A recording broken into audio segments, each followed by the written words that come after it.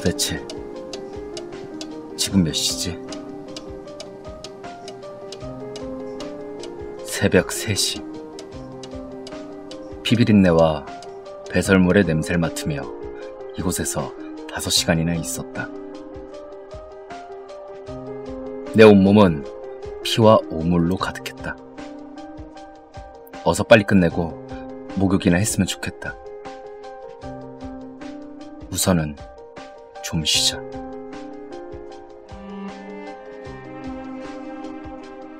내가 지금까지 도대체 뭘 했지? 시체의 머리는 미장원에 있는 가발 마네킹처럼 세면대 위에 잘 모셔놓았고, 그 뒤에 어깨와 대퇴부에 있는 경동맥에서 피를 대충 뽑아냈다. 부피를 최대한 줄여야 하니까. 그리고 지금 욕실 바닥엔 인간의 것이라고 볼 수 없는 고깃덩어리와 뼈들이 늘어져 있다. 자꾸 바닥이 미끌려서 몇 번이나 넘어질 뻔했다. 자칫하면 여자애가 그랬듯 내가 뇌진탕으로 죽었을지도 모른다. 자, 다시 시작하자. 난 피로 물들어 있는 커터를 들었다. 그리고 얌전히 나를 바라보고 있는 머리를 집었고 두피를 벗기기 시작했다. 어깨가 떨어져 나갈 것 같다. 하긴 10kg가 넘는 쓰레기 봉지를 수백 바퀴는 돌렸으니. 뼈는 의외로 차지하는 부피가 적다. 문제는 피와 수분을 잔뜩 머금고 있는 내장들. 구멍을 뚫은 쓰레기 봉지에 그것들을 넣고 쥐불놀이 하듯 돌린 탓에 욕실의 천장이고 바닥이고 할 거 없이 온통 피가 튀었다. 원심력의 원리를 이용한 인간 탈수기가 된 것이다. 진짜 탈수기가 있었으면 얼마나 좋았을까. 하기야, 탈수기가 있었다고 해도 이런 것들을 넣고 돌릴 순 없는 일이지. 나의 이런 노력에도 불구하고 아직 2개에 세게 들어가기에는 부피가 커 보인다. 피나 오물들은 배수구나 화장실 변기에 쏟아버리면 그만이지만 내장은 그럴 수 없다. 결국 그 방법까지 써야 한단 말인가? 피하고 싶지만 선택의 여지가 없다. 천국으로 비상하기 위해선. 내가 가지고 있는 또 하나의 색. 사람의 위는 상당히 많은 양을 담을 수 있다. 난 2눈을 감고 한 손으론 코를 막았다. 그리고 쓰레기 봉지에 손을 넣었다. 그중 물컹한 것을 한 움큼 집어냈다.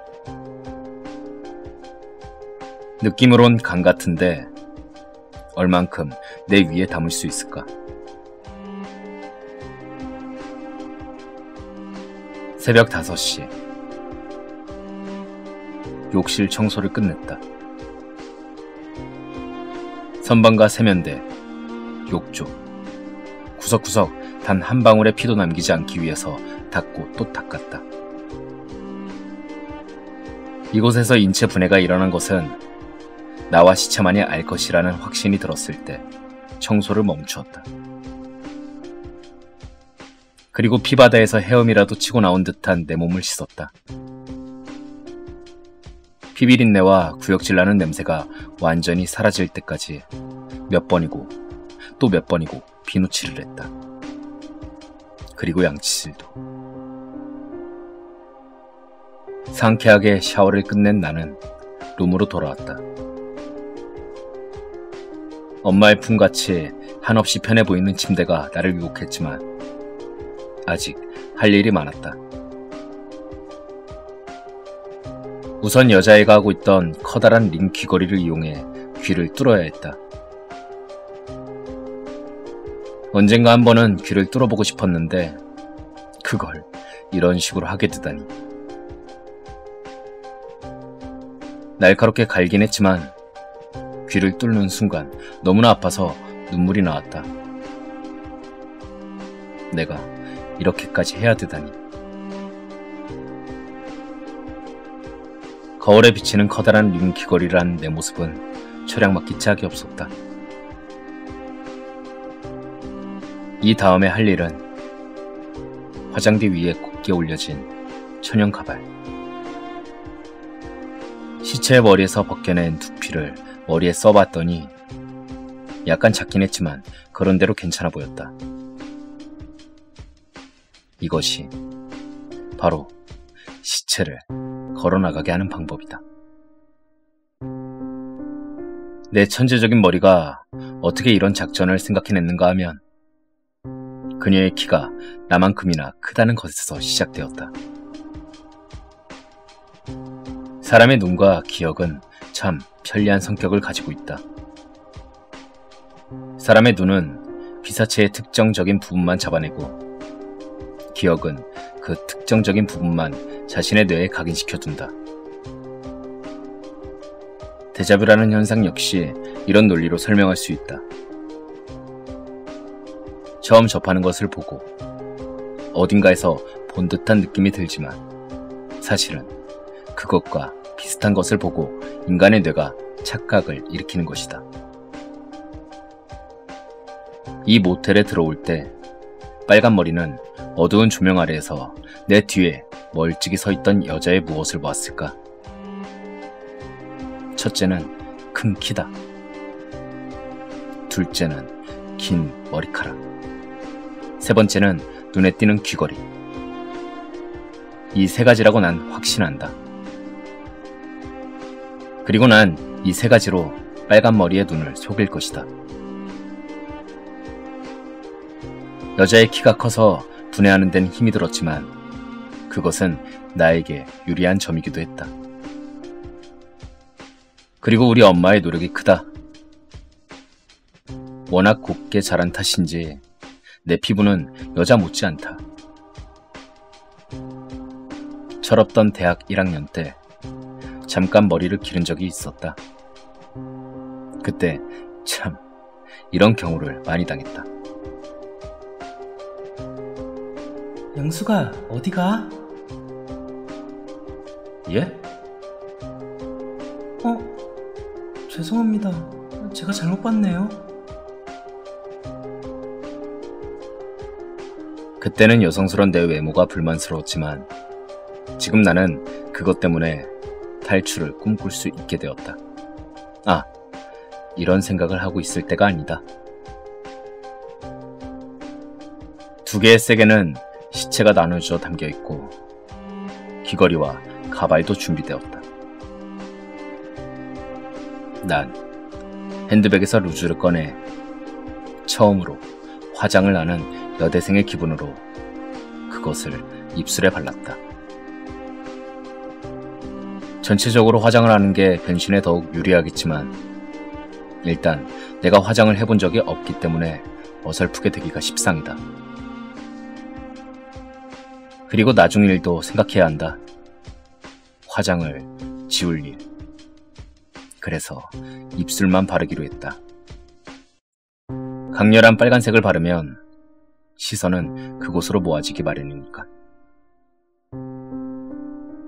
천연 가발을 머리에 뒤집어 쓰고 정테이프로 떨어지지 않도록 단단히 붙였다. 나중에 떼어낼 때 얼마나 아플까. 모자를 썼다. 완벽하다. 자세히 보면 이런 어설픈 변장은 눈에 띄겠지만 지금은 새벽녘이고 대개의 모텔과 마찬가지로 이 모텔의 조명도 그리 밝지는 않다. 그리고 여자들이 이런 곳에 드나들면서 수줍어하는 건 당연한 일. 모자를 눌러 쓰고 고개를 숙이고 정문을 나간다 해도 빨간 머리는 눈치를 못 챌 것이다. 자, 이제 출동 준비 완료다. 복도를 걷는데 자꾸 다리가 휘청거린다. 누가 대체 하이힐이란 걸 만든 거야? 그러고 보면 여자들은 참 대단하다. 이런 걸 신고 잘도 걸어다니니. 하이힐뿐만 아니다. 키는 비슷했지만 이 여자의 코트와 치마가 나에게는 맞지 않았다. 하기야 남자와 여자는 어깨, 골반의 뼈의 모습이 현저히 다르다. 하지만 겨울이라는 계절이 그걸 막아줄 것이다. 코트로 감싼 몸을 보고 남자니 여자니 관찰해내긴 쉽지 않다. 1층으로 내려왔다. 심장이 뛰기 시작한다. 색 안에 있는 것들은 터지지 않을까? 혹시 넘어지기라도 해서 가발이 떨어지면 어쩌지? 갑자기 옷이 툭툭 하며 뜯어지면? 아니야. 불길한 생각은 하면 안 돼. 프런트 앞을 지날 때 빨간 머리가 고개를 내민다. 저 몇 호 손님이시죠? 심장이 금세 폭발할 듯 뛴다. 대답을 하면 눈치를 채버릴 것이다. 내가 여자 목소리를 낼 수 있을까? 한번 해봐? 아, 203호 손님이시죠? 녀석은 다행히 기억을 하고 있었다. 난 고개를 살짝 끄덕였다. 룸키는요? 난 조심스레 오른손으로 계단 위를 가리켰다. 이 가리킴의 의미를 알아야 할 텐데.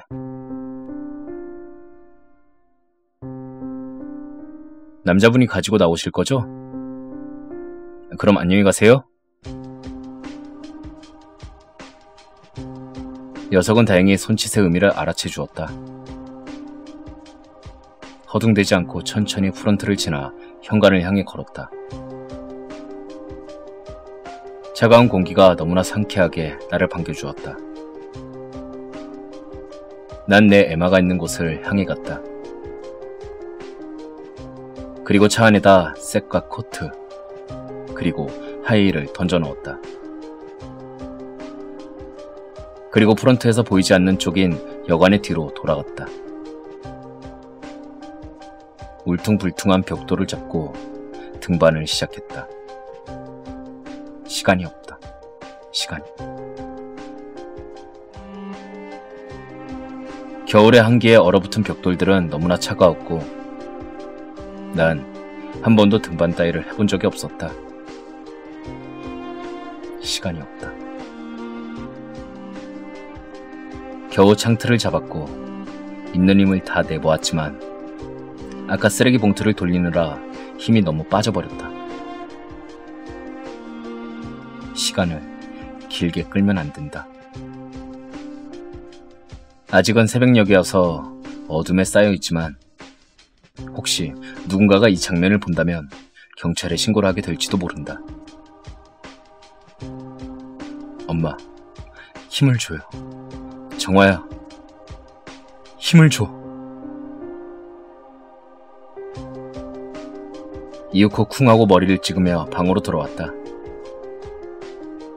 우선 청테이프를 뜯어내며 가발을 벗었다. 투두둑. 이런 진짜 너무 따갑다. 다음은 귀걸이. 귀가 찢어지는 듯 아팠지만 어쨌든 귀걸이 2개도 무사히 빼냈다. 그리고 난 입고 있는 옷 위로 내 옷을 겹쳐 입었다. 겨울이라서 정말 다행이다. 여름에 가벼운 옷차림으론 절대 이런 트릭을 사용하지 못할 것이다. 화장도 지우고 가발이랑 귀걸이, 이따위 것들은 무스탕 안주머니에 쑤셔 넣었다. 완벽하게 다시 남자로 변신한 난 떨리는 마음으로 가방을 집어들고 룸을 나왔다. 프런트가 보였다.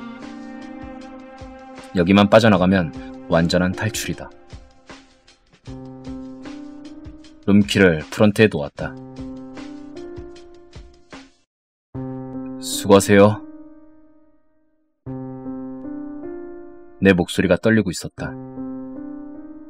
하지만 빨간 머리는 아무렇지도 않다는 듯 룸키를 받았다. 다음에 또 오세요.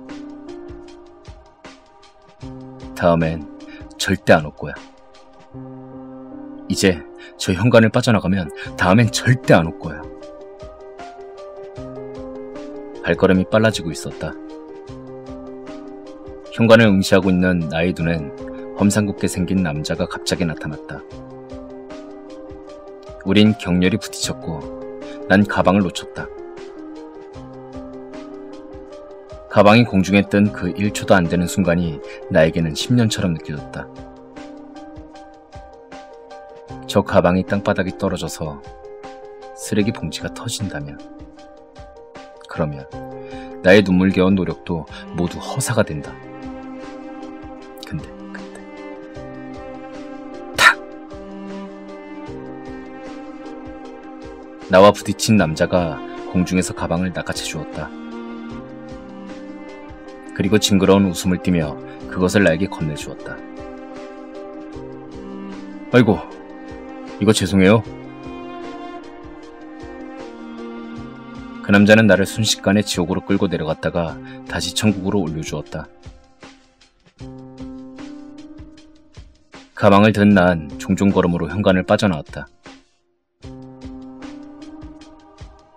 내 에마에 올라타자마자 난 시동을 걸고 모텔을 빠져나왔다. 성공이다. 나의 완벽한 계획과 엄마와 정화의 정신적인 도움으로 자칫 망가질 뻔한 내 인생을 지켜냈다. 눈물이 났다. 오늘 밤 난 시체를 분해했고, 인육을 먹어야 했고, 귀를 뚫어야 했고, 두피를 써야 했다. 저 모텔 안에서 일어난 일은 아무도 모를 것이다. 쓰레기 봉투에 담겨져 있는 시체는 어디 야산에라도 버려버리면 그만이다. 워낙 산산이 분해해놔서 신원 확인조차 어려울 것이다. 그렇게 나의 모텔 탈출 작전은 완벽하게 성공이었던 것이다.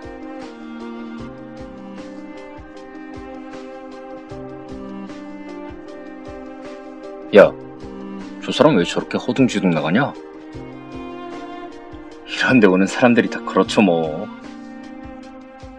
그건 그렇고 오늘은 돈 될 만한 상품이 좀 있었어? 말도 마요. 나이 많은 아저씨 아줌마들만 버글거렸다니까요? 에이, 오늘도 공쳤네. 아, 방금 나간 저 남자 손님이랑 같이 온 여자가 끝내주더라고요. 키도 훤칠한 게 재밌게 찍혔을 거예요. 오, 그래? 너도 아직 못 봤어? 예, 좀 바빠서요. 근데 저 사람들 룸이 없어서 203호에 묶여있거든요. 203호엔 카메라가 모자라서 욕실에만 설치했잖아요. 에이, 그게 좀 아쉬워요. 야, 괜찮아. 그런 거 좋아하는 사람들도 있으니까. 야, 어서 한번 확인해보자.